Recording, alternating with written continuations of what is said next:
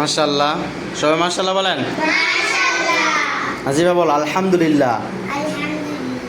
তুমি আজিফা বছরের শুরুতে আমাদের এখানে ভর্তি হয়েছে। ও যখন আসে অনেক দুর্বল ছিল। ওর ফ্যামিলির একটা আকাঙ্ক্ষা ছিল যে মেয়েটাকে মাদ্রাসায় পড়াচ্ছি, কোনো উন্নতি হচ্ছে না।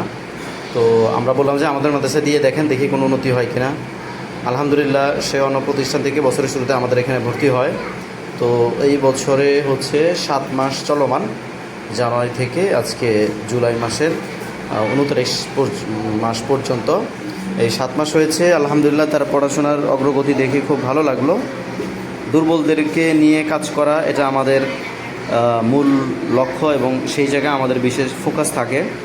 সেই সাথে সাথে আমরা সবল দুর্বল সকলের পিছনেই যত্ন দিয়ে থাকি, মেহনত করে থাকি এবং সফলতা দেওয়ার মালিক হচ্ছে আল্লাহ তাআলা।